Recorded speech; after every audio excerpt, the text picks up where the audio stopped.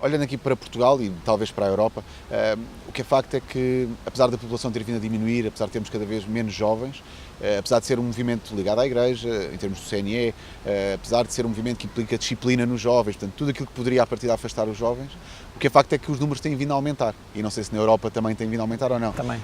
Qual é o segredo do sucesso? Bem, se calhar começo pela Europa. Pela Europa devo dizer que é verdade que o efetivo tem vindo a aumentar. Também acho que é justo dizer que tem vindo a aumentar um bocadinho à custa de algumas associações em particular, nomeadamente as grandes, e nomeadamente estou-me a lembrar do Reino Unido, que teve um aumento, enfim, os escuteiros no Reino Unido são à volta de 500 mil, portanto, e tem vindo a crescer.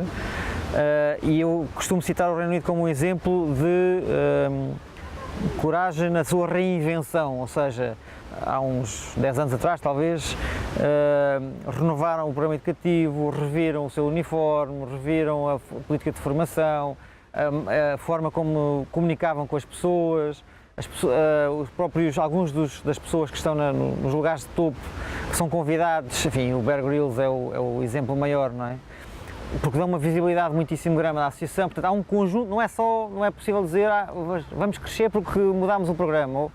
Houve aqui uma abordagem transversal, várias, que eu acho que teve este efeito e portanto fez com que eles continuassem a crescer e não crescem mais, devo dizer, simplesmente porque não há adultos suficientes, porque eles têm uma lista de espera enormes. E portanto houve esta reinvenção e se nós, enfim, virmos um bocadinho aquilo que são os materiais de promoção ou de comunicação dessa associação, há muito esta ideia que ser escoteiro é cool, não é? Portanto é uma coisa atraente para jovens e para adolescentes, mas cresceram também na cidade, nessa faixa etária. E portanto eles souberam dar esta volta de continuar a ter atividades atrativas, de passar a ser uma coisa trendy, portanto ser uma coisa atual. E, portanto, souberam dar essa volta. Eu acho que na Europa, em muitos países, há um bocadinho esta sensação ainda também. Em Portugal, eu acho, enfim, não sei se posso falar com propriedade da realidade portuguesa, porque tenho estado um bocadinho afastado. Eu acho que os elementos essenciais continuam a existir. Aquilo que eu tenho dito muitas vezes, para mim há duas coisas que são importantes para atrair jovens. Uma coisa é este sentido de comunidade, de estar num grupo de amigos. E parecendo que hoje em dia nós podemos ter 2000 amigos com facilidade, não é? Mas parecendo que não, esta coisa de pertencer a um grupo, este sentido de clube, de gangue, digamos assim, que implica um contacto pessoal, visual, continua a existir. E acho que continua a ser muito importante. Acho que não substitui, mesmo para os jovens, não substitui esses tais 2000 amigos que nós podemos ter. Portanto, esta questão dos amigos, da comunhão, por um lado, por outro lado, a questão das atividades, esta ideia de que, de facto, nós fazemos aqui coisas engraçadas. Podem-me dizer, mas hoje em dia também já se faz muitas atividades de ação fora dos escoteiros.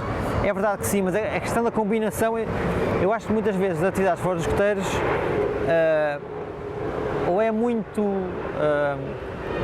toque e foge, ou seja, há uma atividade esporádica e pronto, ou então não tem este tipo de alma que eu acho que o escotismo tem. Eu acho este tipo de, como nós gostamos de chamar, este tipo de mística, de sentido do secreto, temos aqui uma coisa que é nossa, que é de clube, não me parece que seja a mesma coisa que nós podemos encontrar em muitos clubes ou associações e que fazem um trabalho fantástico, mas que é aquele trabalho, se calhar mais técnico, não deixa de ser interessante que nós continuamos a ser em Portugal das organizações da Europa e se calhar do mundo que têm uma faixa etária dos mais velhos, portanto dos caminheiros e dos pioneiros mais forte em termos de percentagem do efetivo.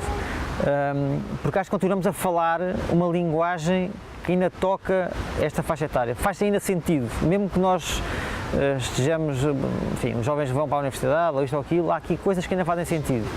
Quando Baden-Powell idealizou o escotismo, pensou nos miúdos que andavam desocupados no Reino Unido. Portanto, aquilo que hoje chamaremos miúdos de estratos sociais mais baixos, com famílias estruturadas. No entanto, hoje em dia o escotismo é transversal a toda a sociedade. Muda a realidade, mudou o público-alvo, o que é que sucedeu nestes 100 e poucos anos?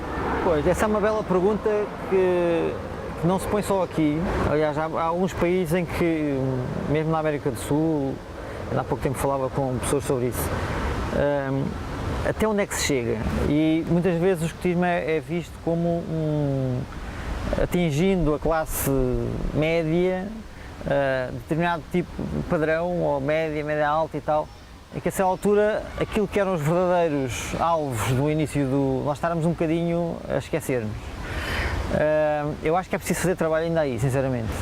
Há algumas associações que fazem trabalho ativo, ou seja, eu acho que na maior parte dos casos, daquilo que eu conheço de Portugal, nós abrimos as portas e quem quiser vem. Portanto, não excluímos, mas não procuramos ativamente incluir aqueles que eventualmente estejam mais nas franjas.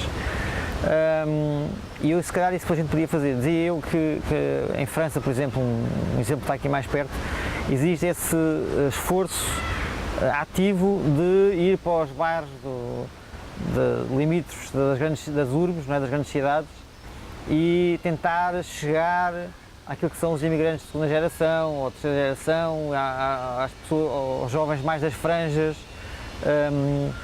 No México, há pouco tempo, contavam os colegas do México que estão a tentar abrir grupos em zonas do México que estão dominadas por cartéis da droga, por exemplo, na perspectiva de tentar, mais uma vez, lá está, desviar ou tentar dar aqui uma guinada naquilo que podia ser o destino daqueles jovens. Não é? Oferecer-lhes uma alternativa. Ser uma alternativa. E, portanto, essa postura mais ativa de ir às franjas e tentar, eu acho que exige coragem, não é? Exige estarmos um pouco mais, ser um bocadinho mais da nossa zona de conforto, e eu acho que é um esforço que valia a pena fazer, sinceramente. Agora admito que se calhar às vezes não temos recursos ou estamos metidos noutras prioridades, mas acho que é um esforço que valia a pena fazer porque ainda há muitas pessoas e jovens que nós devíamos ajudar nessas franjas. Eu trabalho ainda para fazer, é bom sinal que ainda há trabalho para fazer, não é? Senão já estava tudo feito.